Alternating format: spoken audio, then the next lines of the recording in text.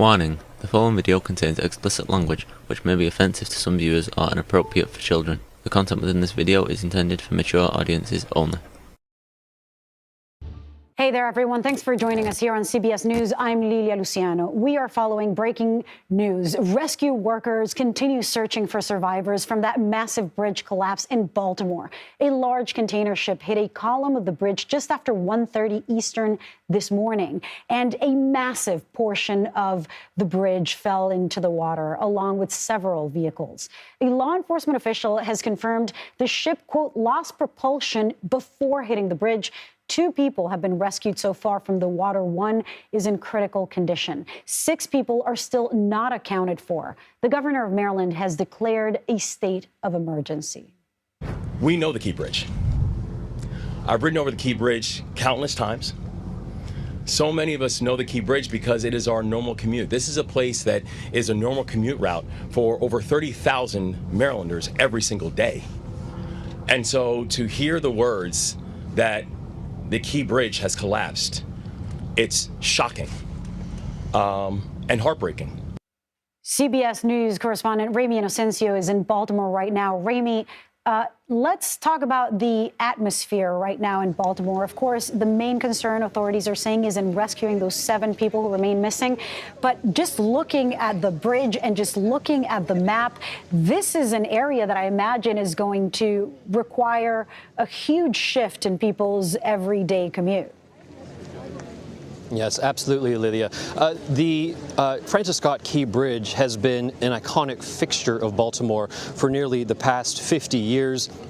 There's shock, there's disbelief that this bridge now is basically just gone. I've been speaking to some Baltimore residents, and they said that it was a gut punch to something that they've known every single day of their lives. As we heard from the governor just now, people drive this bridge as a normal part of life. Another resident said that they thought it was a majestic bridge that they appreciate as they drive over it, something that they can see the surrounding wilderness, that they can appreciate the surrounding waters and the port of Baltimore with it just nearby. But now the fact that this doesn't exist and the idea that this may not be replaced in the near future.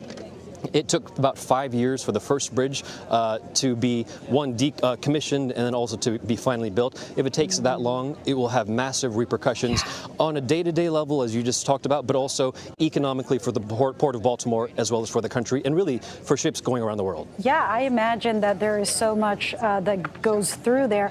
Now, you know, one thing that we learned from authorities is that there was a mayday call from the ship that was made before it struck the bridge. I imagine that must have saved a lot of lives. Unfortunately, this happened at 1:30 a.m., not during rush hour.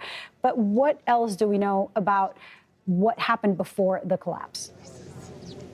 Sure. So from what we have been told, the Dali cargo vessel left the port of Baltimore, and shortly thereafter, it was only into a few minutes into its journey, it radioed the port of Baltimore and said that there was some kind of problem, some kind of malfunction, and they had been starting to lose power. And we even see in the live cam footage from that time, just around 1:30 a.m. in the morning, that they started to lose power. The power went out, power went back on, power went out again. And then at some point, you see this big fluff, this big cloud of black smoke.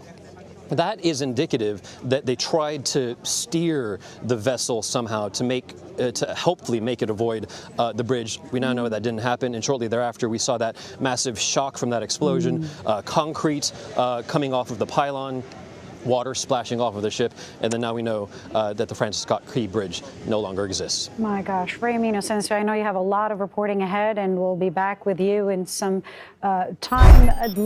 Are you ready?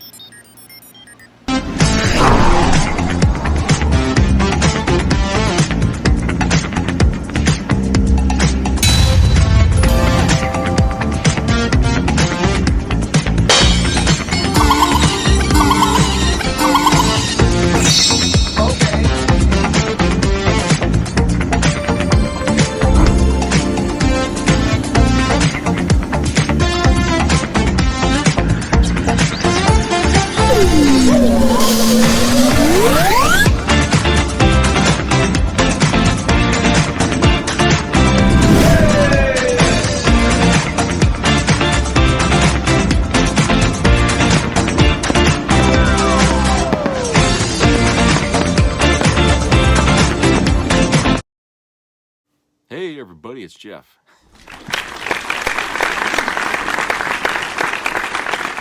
Quite a mess down there in Baltimore, huh? Jesus, oh Jesus. The bridge collapsing that way, but you know, it wasn't really the bridge's fault, it was the damn ship. Not apparently for some reason having problems and running into one of the damn columns. You know, I always had, you know, this nagging view about ships passing under bridges. You know, I mean, I know it happens every day, and a lot of times nothing happens. They just go past, you know, and nothing, you know, they don't hit it. Okay, they don't hit the bridge. And I suppose it would be maybe an overreaction on my part to feel this way, but you know, I always think that the ships these days, they get bigger and bigger and bigger. The bridges don't. The bridges are whatever they are at whatever height, and yet they keep making these things, these boats here, so much bigger and more apt to do a whole lot of damage if there's some collision, you know, with things like that, or even with each other out at sea, you know, out at sea. I mean, look at the cruise ships these days. I mean, Christ almighty, they make the Titanic look like a lifeboat, you know. But, you know, it's just the idea that, you know, we build these ships bigger and we ask them to take the same routes that smaller ships in the past decades have taken under these bridges. And yet we cross our fingers, I guess, that these people piloting these boats can do this, go under the bridges without, you know, crashing into the pylons. And they don't, you know, they just don't. And so, you know, this happening here, I mean, it's a rarity, but I'm sure, you know, in other parts of the world, things like this has probably happened where, you know, one of those big cargo ships, you know, crashes into the pier or something. I mean, if you look on YouTube, you're going to find all kinds of boat accidents that happen if you look for it, you know. But it doesn't happen often. And so they'll investigate this to see what the hell went on that night. What happened like 1 o'clock this morning here. You know, thankfully it happened at that time because there's not a whole lot of traffic. But, you know, even in Baltimore, you know, it can still get pretty busy at night. You know, some people, you know, they just they work different shifts and stuff, and you know, so it's still plenty busy on that bridge. But the fact that it didn't happen during a rush hour is you know, a blessing, I guess. But still, a lot of people were injured and killed, and some are still missing, I guess. Most likely they're going to have to send divers down to find the rest. But I can't imagine being a driver going across that bridge, and then all of a sudden the goddamn pavement just disappears out from under you, and you're plunging, you know, 40, 50 feet into the fucking water. You know what I'm saying? It's just, it's, you know, I just can't imagine, you know, what that must feel like. I mean, what do you do? I mean, you're in your car. You can't jump out of the car to save yourself. You're still heading for the fucking water, and you might get a car landing on top of you if you go in the water. You know, I mean, it's one of them things where, you know,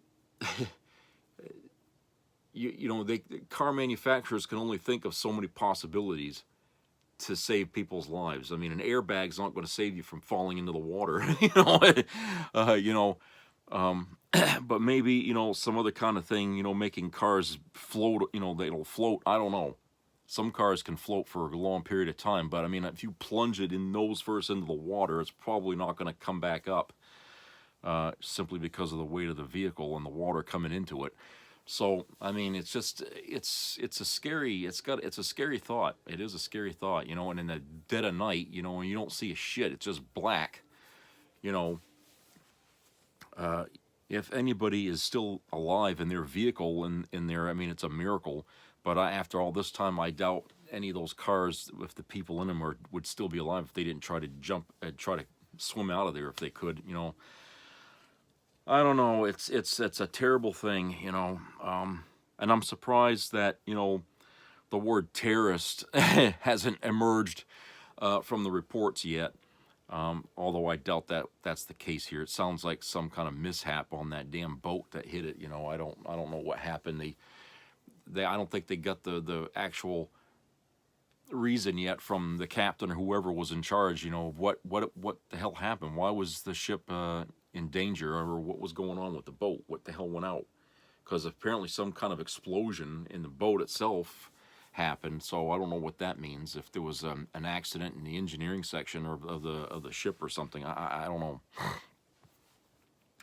But they'll investigate, and I'm sure there'll be lawsuits and all kinds of stuff. You know, this is going to go on.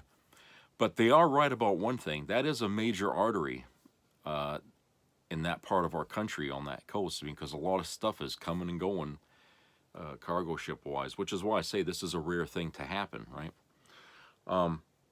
But it's also important as a go-through when people are going in and around the city there. And with that bridge gone, that's going to put a whole lot of load on the other roads around it, and it's going to cause significant traffic problems. And you know, it's going to take years to rebuild a bridge there, you know, and that in itself could cause problems. My suggestion is maybe they should just fucking not build a bridge there, leave it gone, and just try to work the roads that they have left and try to widen them or some damn thing. That might be a quicker way of dealing with this traffic issue than just simply try and put all their hopes on a new bridge.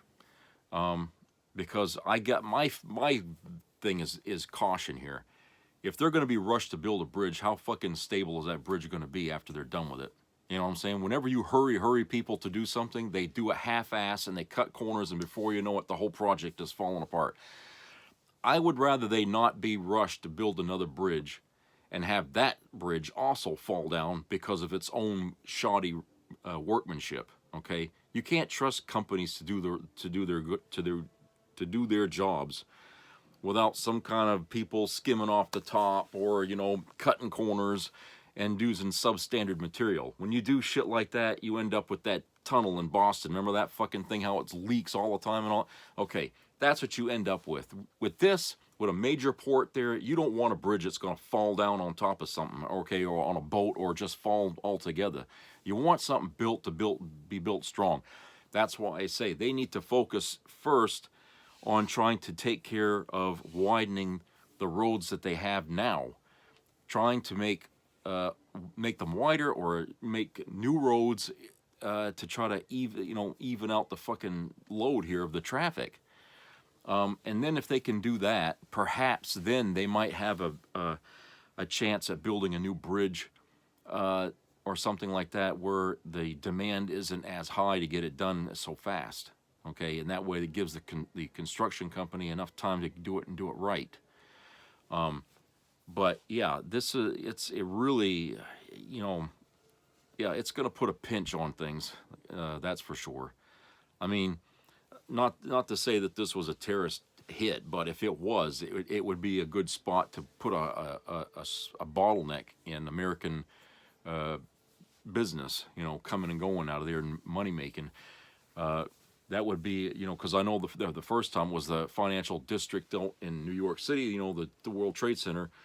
Okay, you know, and this also would be an important area to sabotage or hit with some kind of terrorist thing. Okay, and that right there, that's an important area. I mean, that'll do some financial damage here to the area. And it's going to cause a lot of headache there for people that live in that area. This is what happens when you overpopulate a city or an area. You know, I mean, everybody wants to be close to work, okay? And when you do that, you put an unbelievable strain on the transportation system in that city. And that's why, you know, I'm all for places like say New York City, trying to eliminate civilian traffic as much as possible. If you live in the city, you should rely only on taxis, buses, trains, and subways, and that's it. And you cannot own a car. I mean, that, to me, I think that would be a must. In that city, nobody should have their own vehicle, because parking's a bitch. I mean, I've spoken to many people who lived in that area down there, and the stories I hear, the horror stories about parking down there, it would knock your socks off. Okay, people just can't park their vehicles anywhere near where they live because the fucking parking is limited.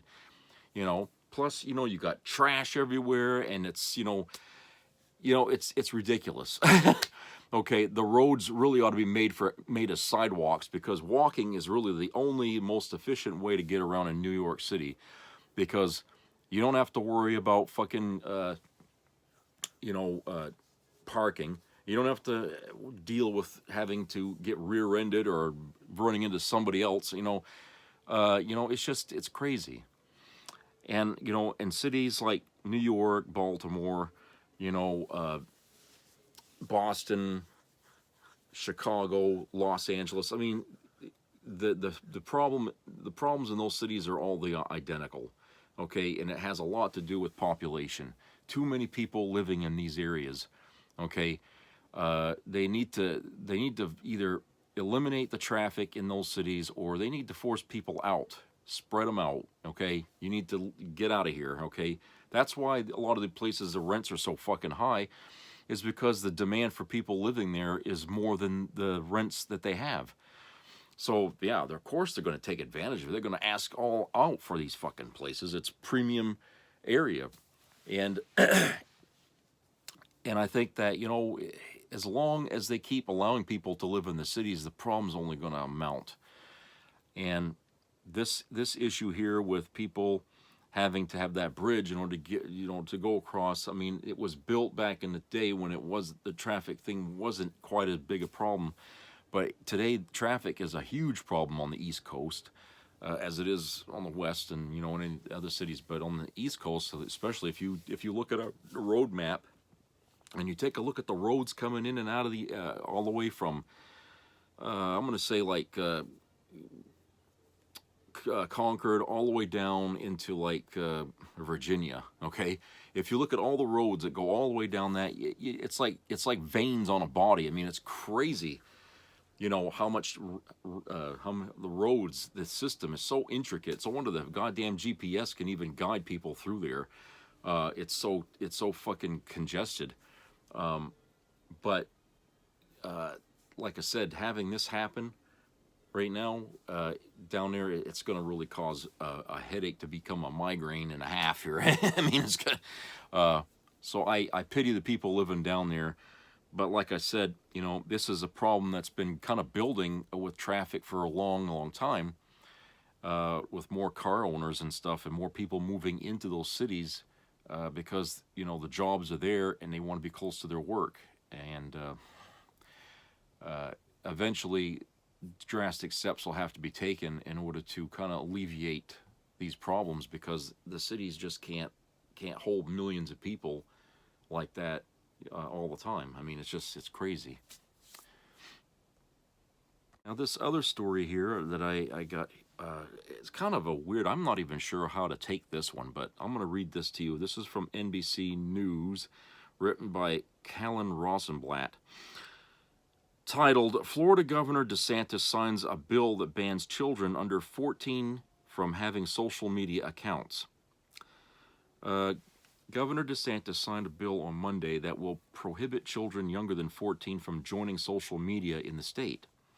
Those who are 14 or 15 will need a parent's consent before they can join a platform.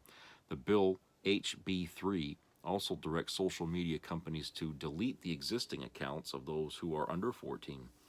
Companies that fail to do so could be sued on behalf of the child who creates an account on the platform.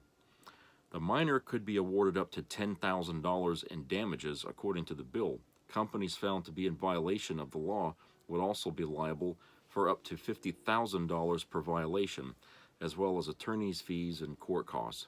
Quote, ultimately, we're trying to help parents navigate this very difficult terrain that we have now with raising kids, and so I appreciate the work that's been put in, unquote, DeSantis said in remarks during the bill signing ceremony. DeSantis previously vetoed a more restrictive version of the bill that would have banned social media accounts for kids under 16. That bill also required Florida residents to submit an ID or other identifying materials in order to join social media. HB 3 which is slated to take effect in January of next year, comes as efforts to regulate social media continue to ramp up across the U.S. amid concerns from some parents that the platforms don't do enough to keep their kids safe online. In December, more than 200 organizations sent a letter urging Senate Majority Leader Chuck Schumer to schedule a vote on the Kids Online Safety Act, or KOSA, K-O-S-A, which seeks to create liability or a, quote, duty of care, unquote, for apps and online platforms that recommend content to minors that can negatively affect their mental health. In January, lawmakers grilled CEOs from TikTok, X, and Meta about online child safety. The tech executives reaffirmed their commitment to child safety and pointed to various tools they offer as examples of how they are proactive about preventing exploitation online. Florida House Speaker Paul Renner and other advocates of the new law argue that social media use can harm children's mental health and can lead to sexual predators communicating with minors. Quote, "None of us can afford to be on the sidelines when it comes to social media," unquote, Renner said in remarks made at the bill signing.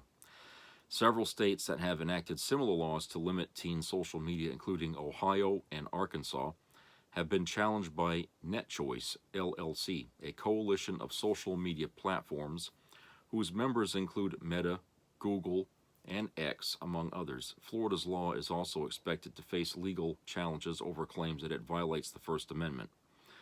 Quote, "We're disappointed to see Governor DeSantis sign on to this route," unquote, Carl Szabo, Vice President and General Counsel for NetChoice, said in an email statement calling the law, quote, "unconstitutional," unquote.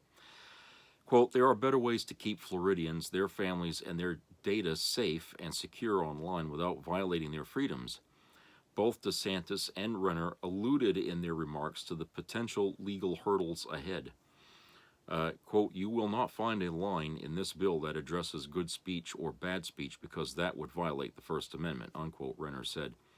Quote, "We've not addressed that at all. What we have addressed is the addictive features that are at the heart of why children stay on these platforms for hours and hours on end," unquote. He specifically called out NetChoice, saying, quote, "We're going to beat them and we're never ever going to stop," unquote. DeSantis argued the bill is constitutionally sound. Quote, "Anytime I see a bill, if I don't think it's constitutional, I'll veto it," unquote, he said. He described the bill as, quote, "a fair application of the law and Constitution," unquote. Well, that right there was a fucking bald-faced lie. This son of a bitch is notorious for stepping all over that. Okay, so let's look at this here. Banning kids under 14 or 15, you need parents' consent before they can join a platform. Yeah, I guess I can go with that. All right. I mean, look, you're 14 or 15. I mean, we don't let kids buy alcohol, right, at that age, right? We don't let them drive cars at that age, at least not, by themselves. And we certainly don't let them join the military at that age. So there's certain things, with that I think would be appropriate for people that young, and that would be one of them things because, hey, you're still learning. And you're still growing up mentally. I mean, I don't give a shit what people say, oh, kids are more mature today. They may be more mature by knowledge or something like that, but that doesn't mean that they're any better at handling society than the generation before them, okay? They still find ways to get themselves in trouble, okay? We don't, that's why we try to protect them from buying drugs and stuff like that, okay? This isn't about stepping on, in my opinion, to the First Amendment, because they're still allowed to use the internet just so long as the parents are, supervising in some fucking way, which a lot of parents these days don't even bother. They bitch and complain about the internet, but their kids are on there, doing all kinds of shit, and they don't even seem to care or even ask about it. I mean, if they did, half the stuff you see on YouTube wouldn't even be there, I think. I really believe that. I mean, the things that I see going on these days on social media sites and that they're allowed to post on there is outrageous. I mean, we got teenagers on there doing light porn, for that matter, online, and the parents aren't even, or maybe they don't even care, but I think a lot of times they don't even know the kid's doing that, all right? And so, yeah, the concern about that has been there for a long time, even before DeSantis was governor. People have been bitching about, you know, the internet being a fucking like the Wild West for the most part, because there's no regulation. You know, these companies are being trusted to regulate themselves, and they don't want to do it because, hey, you're asking us to choke ourselves from our own financial gains.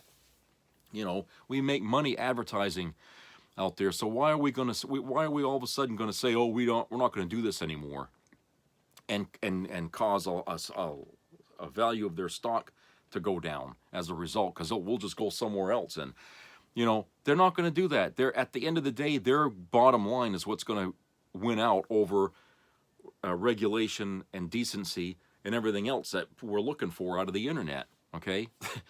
That's why we should have addressed these problems way back in the 90s, before, while the internet was still young, okay, and not ripe with so much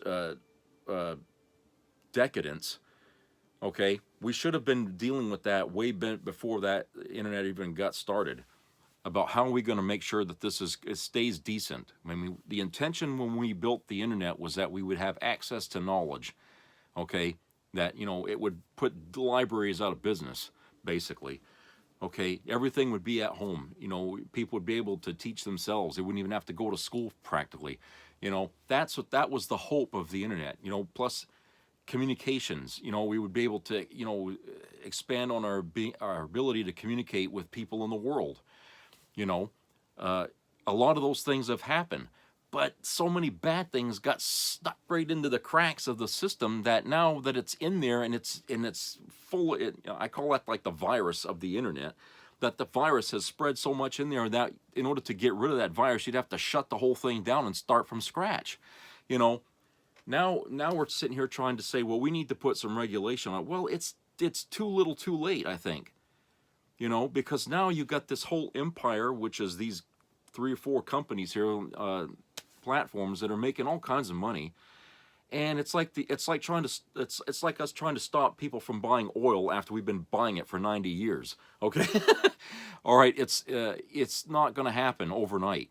Okay, and it's going to be a lot of pushback to stop people from not using it, or, you know, in this case with the internet, to have it regulated. There's going to be a lot of pushback from that, believe me. And at the end of the day, more times than not, the big wigs, the money is going to win over what people's needs will. So in that case, it's up to us at home, you know, those who have kids. We're going to have to make a special effort to make sure that when our kids are online, they're doing what they're supposed to be doing on there and not goofing off and doing stuff they're not supposed to be doing on there. That means monitoring their cell phone usage too, because it ain't just computers at home now that people can do this shit with. It's just this thing here, okay, that people can do this stuff with now. And kids today it's so easy for them to get access online. I mean, if you're going to block them at home, they'll just go somewhere else at a store or someplace, or use their phone. You know, there's so many ways. We're all tied into it now, and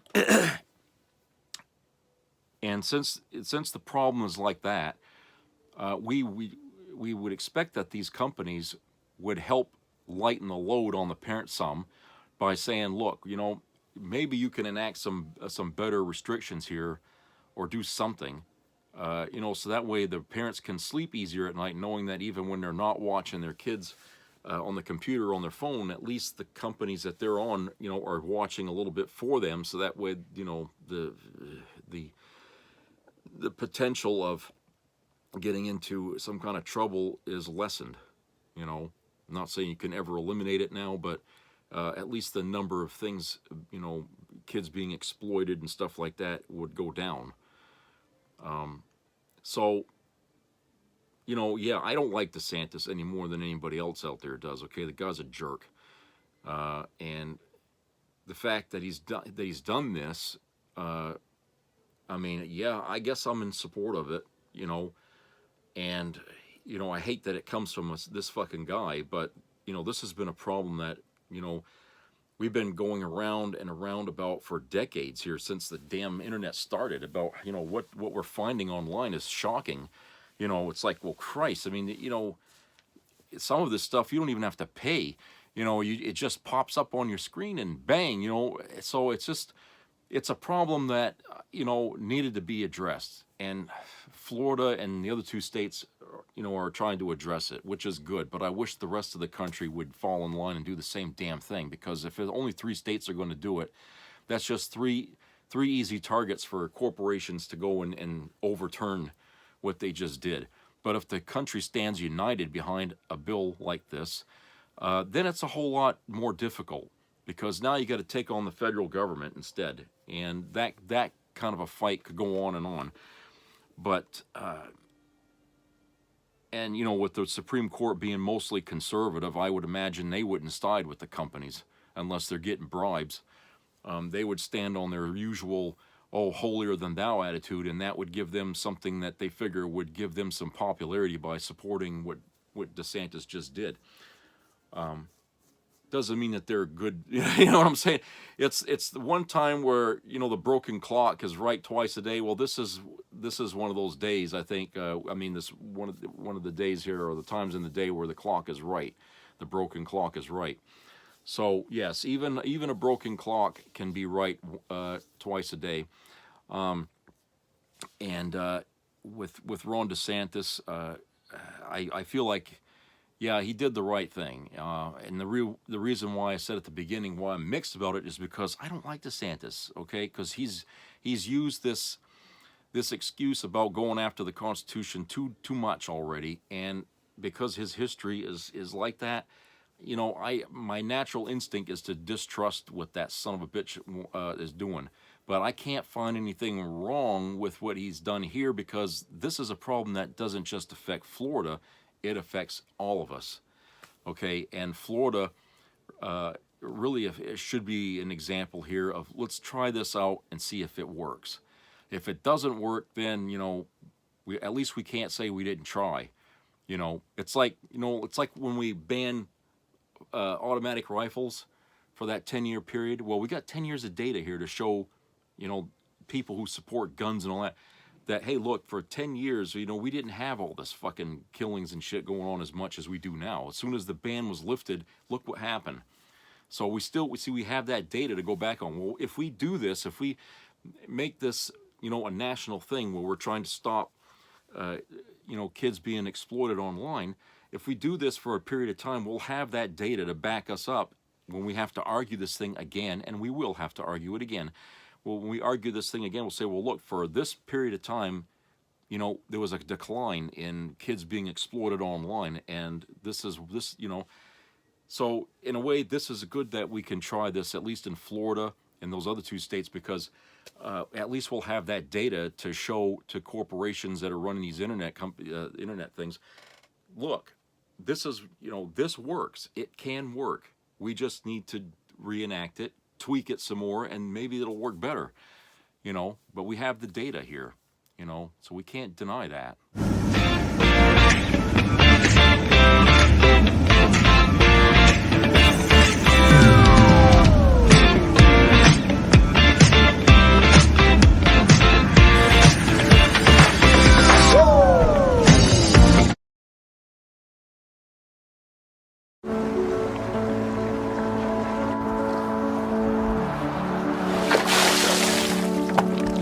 This is me.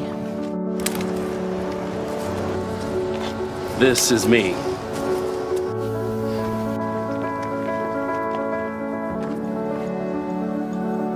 This is me!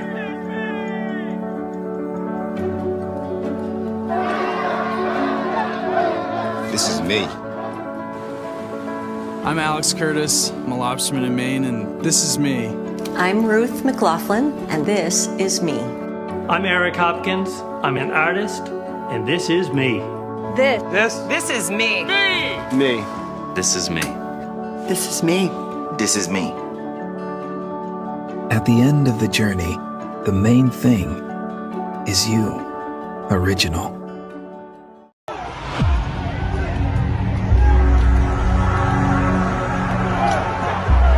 He says, you're not going to be a dictator, are you? I said, no, other than day one.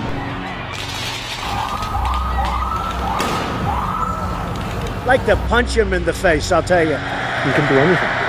Grab him by the pussy. He's not a war hero. He's a war hero. I could stand in the middle of Fifth Avenue and shoot somebody, and I wouldn't lose any voters. Very fine people on both sides. I don't know what I said. I don't remember. I am your retribution. I am your retribution.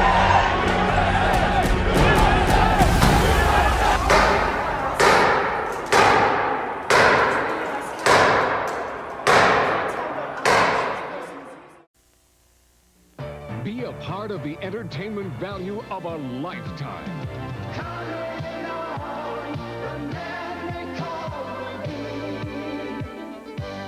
I loved it. It was the best performance I've seen in a lifetime. I loved the show. I liked it very much. He's a very entertaining man. It's well worth the money. Now appearing in Charlottetown, coming to Halifax November 6th to the 18th, and St. John November 20th through the 26th.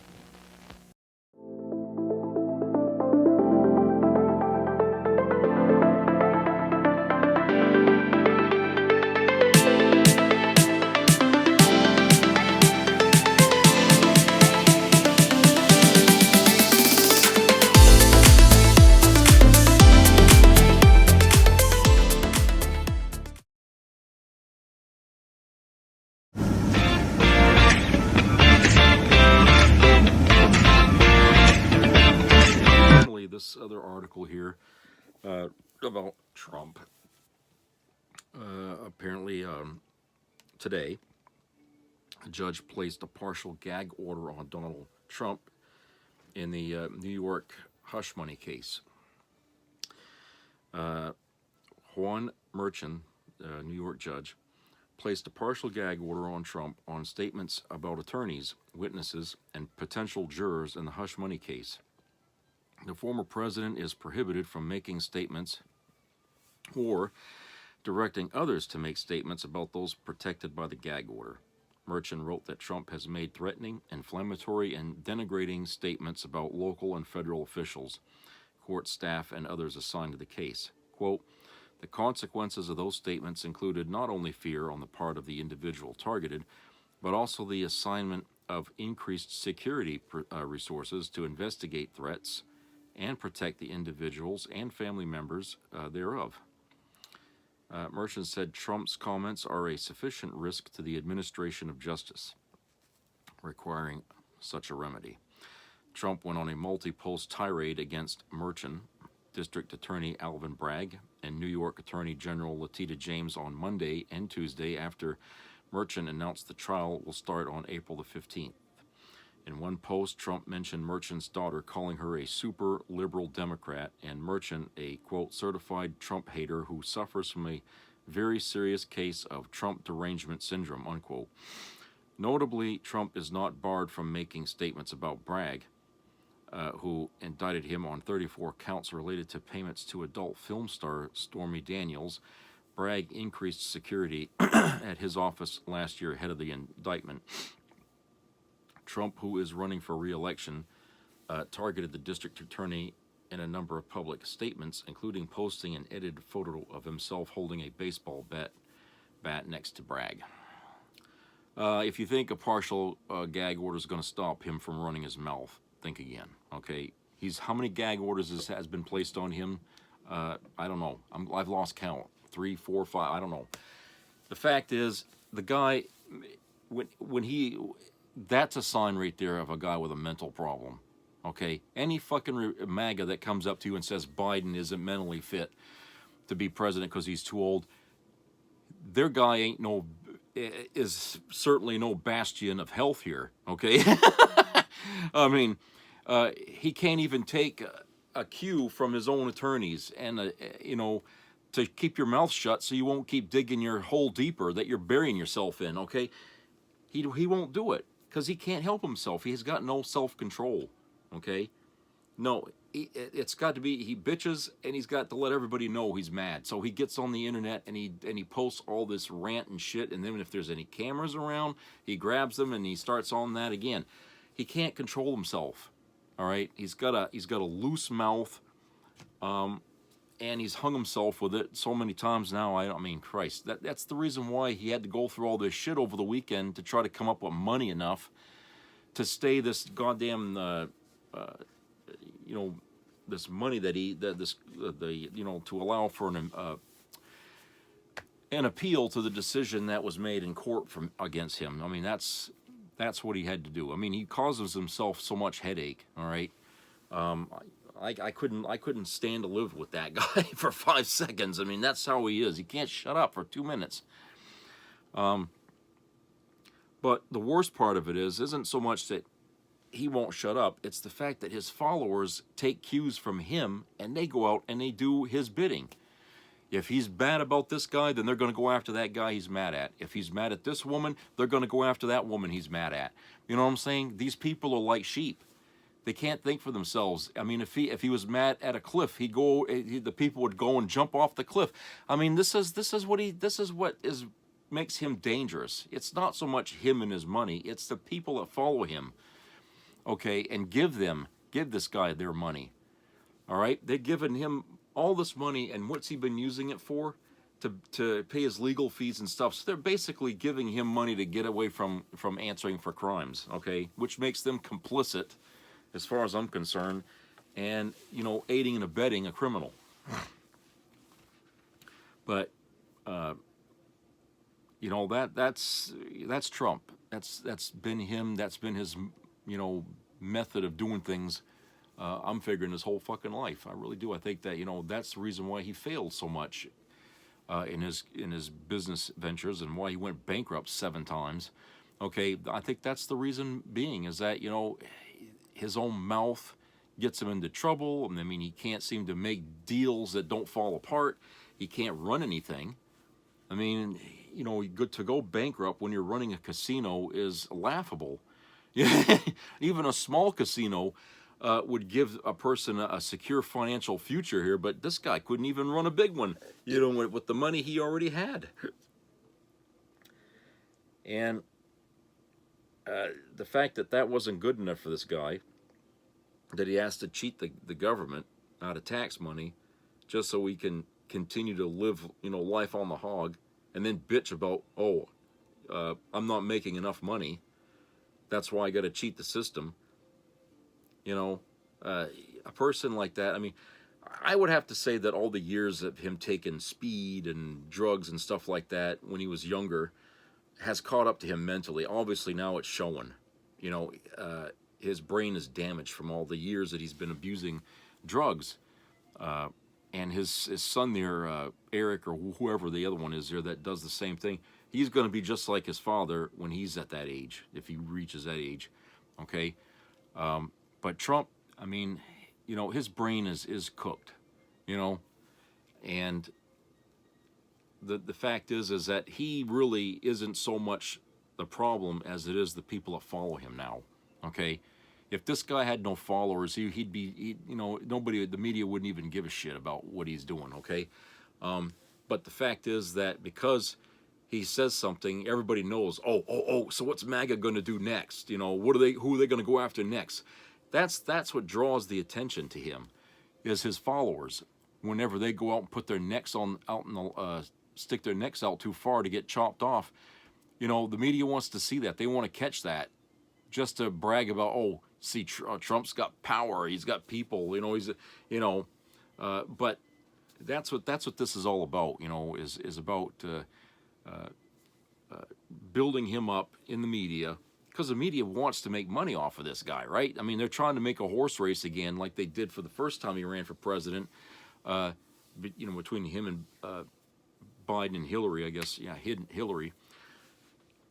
They were making tons of money off of him because of his mouth. The things he would say was so off the cuff, and so, you know, compared to Hillary, you know, he was different, okay, and so they're trying to recreate that again here, and they're hoping that Trump will go through. But the problem is the people aren't really that interested in him like they were then. Okay, we've had all these years since then to really evaluate this guy, and we're seeing a lot about him that we just don't like.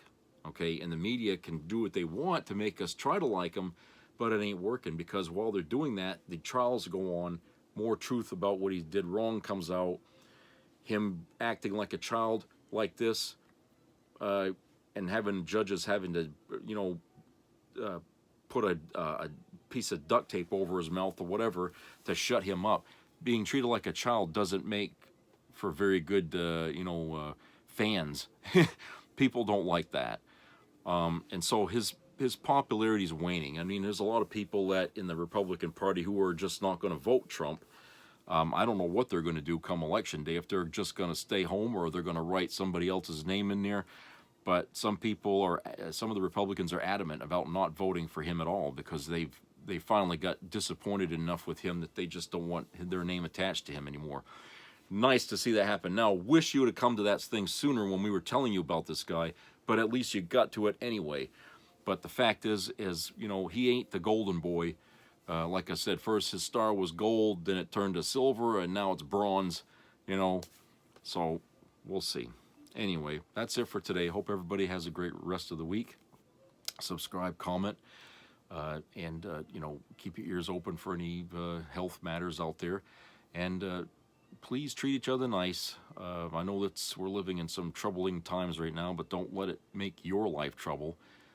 Learn to shut the TV off and shut off the, you know, news that's, if it's too depressing, that does help, you know, to lighten your load a little bit. So take care, everyone. I'll talk to you later.